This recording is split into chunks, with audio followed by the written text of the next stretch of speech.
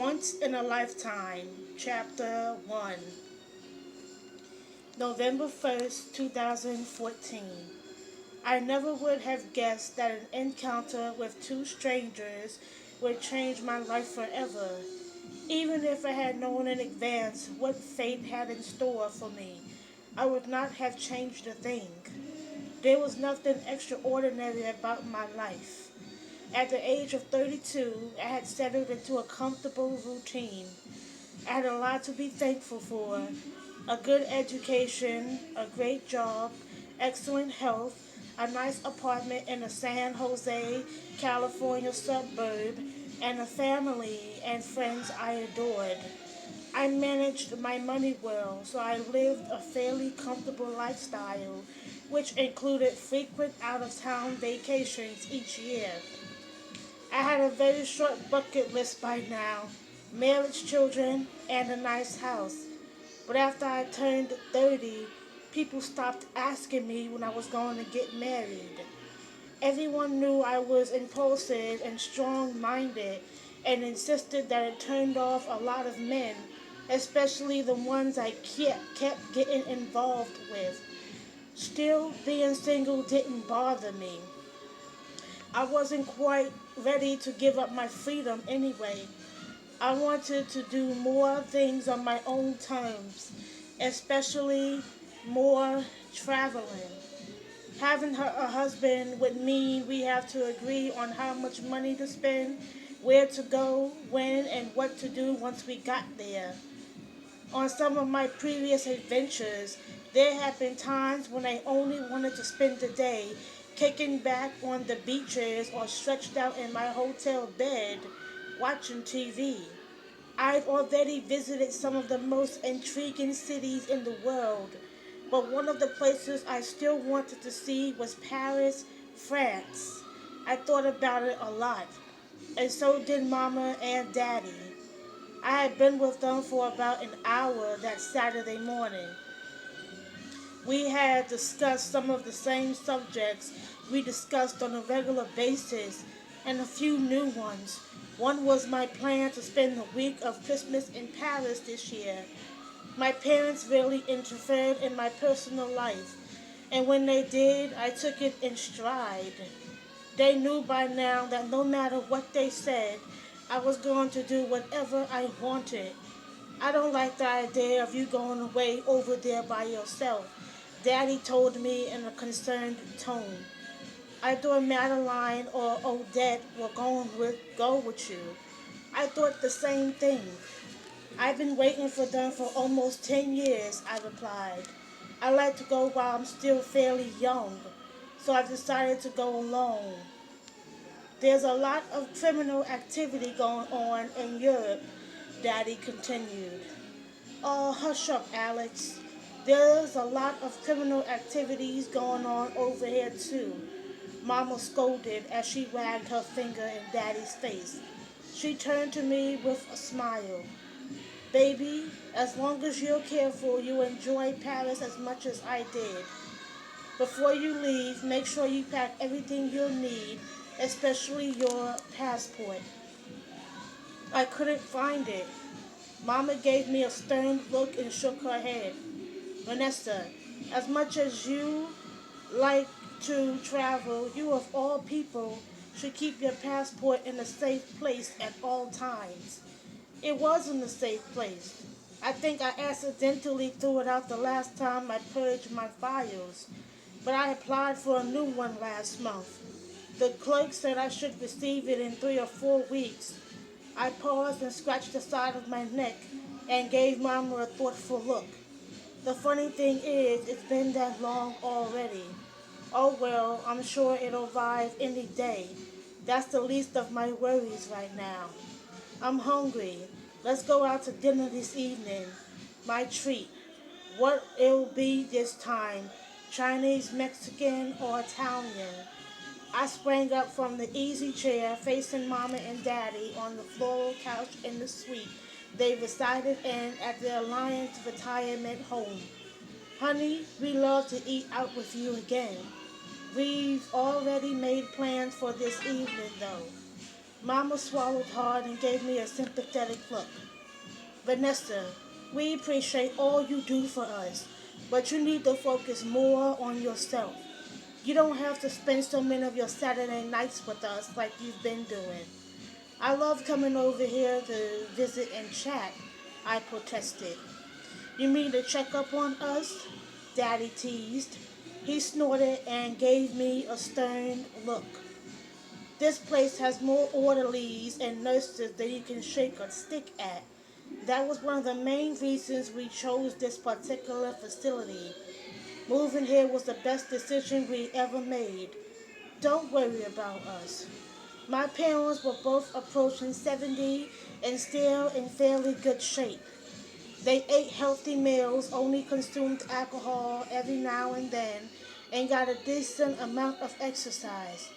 Daddy has a weakness for sweets, so he was about 20 pounds overweight, and all of his hair was gray.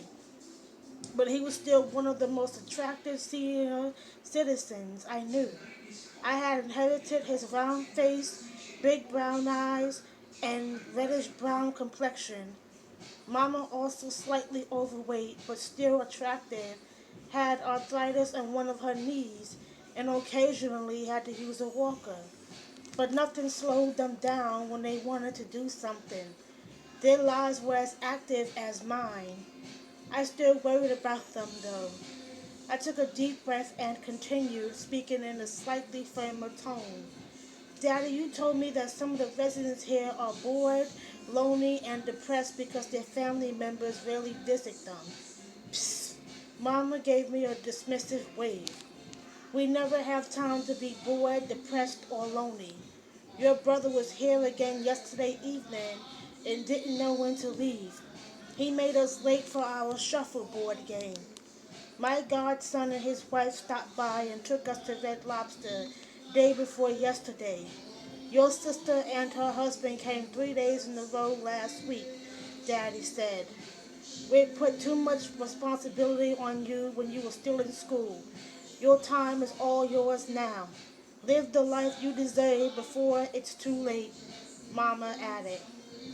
I hated when my parents talked like this.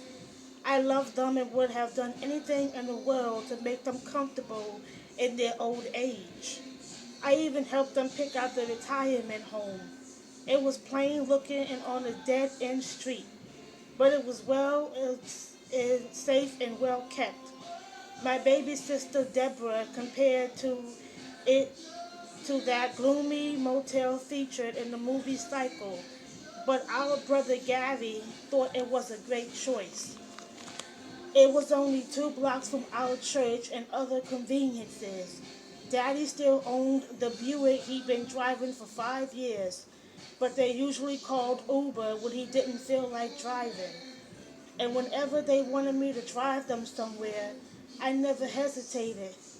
Deborah and Gary helped up as much as they would let them, but I was always the first one they called.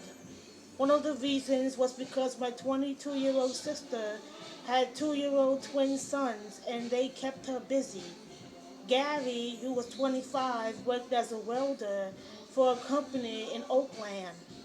He drove 50 miles each way 5 days a week, so his days were very long. He also spent a lot of time with his girlfriend, so it wasn't easy for him to visit Mama and Daddy. I had a busy life too, but because I was the eldest and had more time to spare, I felt it was my obligation to be available to assist my parents as much as possible. Unlike some of the dozens of other residents at the home who occupied small, no-frill rooms, my parents had a spacious suite. It was large enough to accommodate 2 full-size beds, a couch, a few other living room items, and they had a patio with lounge chairs.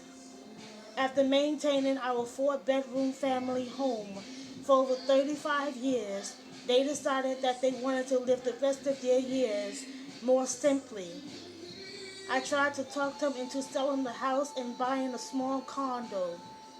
That hadn't interested them at all. They laughed when I invited them to move into my 2-bedroom one-bath apartment with me. I am living the life I deserve, I insisted. What happened to Barry? Daddy asked with one eyebrow raised.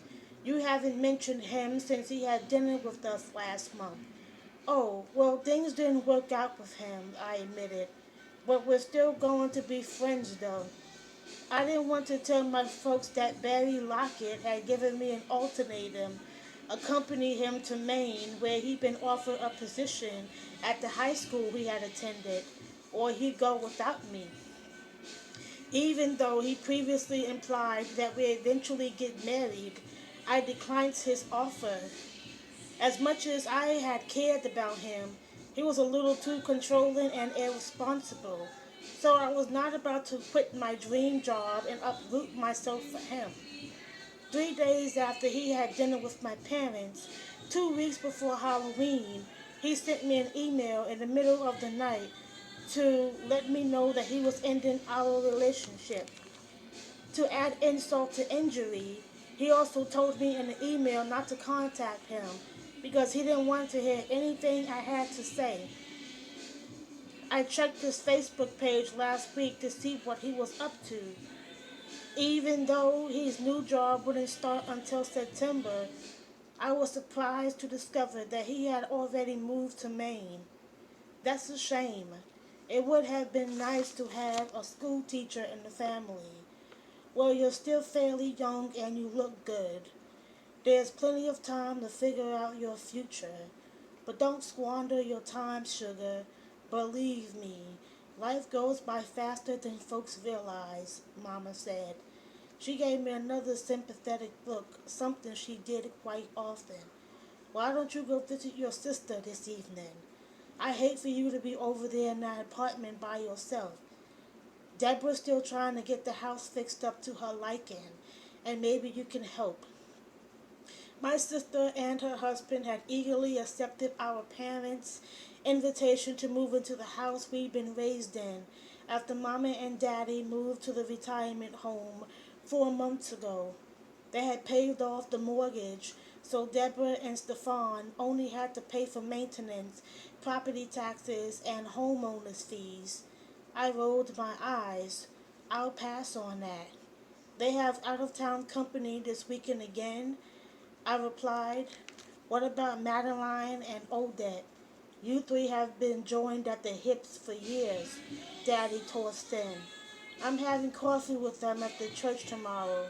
Anyway, they usually spend their Sunday evenings doing things with their families. I'm sure I'm still free to do whatever I muttered with a mild sigh. Mama had worked as a flight attendant for more than 35 years. She spent days at a time away from home in fabulous places like Rome, London, Tokyo, and Paris. Daddy had managed a night shift crew for a meat packing company even longer. I'd spent some of my best high school and college years supervising Deborah and Gary and taking care of the house. Even though I was glad to do it, I'd promised myself that when they got old enough to take care of themselves, I'd make up for all the parties and other good times I hadn't been able to enjoy with my friends. Daddy had helped when he could, and he'd occasionally hired a woman to do some of the cooking and cleaning, so I had never complained. A month after Gary finished high school, he joined the Navy. After his discharge 3 years later, he enrolled in a welding school and moved into an apartment with two of his friends. 6 months after Deborah received her high school diploma, she chose to marry her long-time boyfriend instead of going to college. She promised Mommy and Daddy that she would resume her education later and that appraised them. I was happy for Deborah and even happier that my babysitting responsibilities had finally come to an end. A week after Deborah's wedding, I hopped on a plane to Puerto Vallarta, Mexico, and spent 10 days. The following year, I enjoyed the week in Hawaii. I took weekend jaunts to Vegas and Reno several times a year, and when I turned 30, I treated myself to a week-long cruise to the Bahamas. I was so impulsive I couldn't sustain a relationship with a man for more than a few months.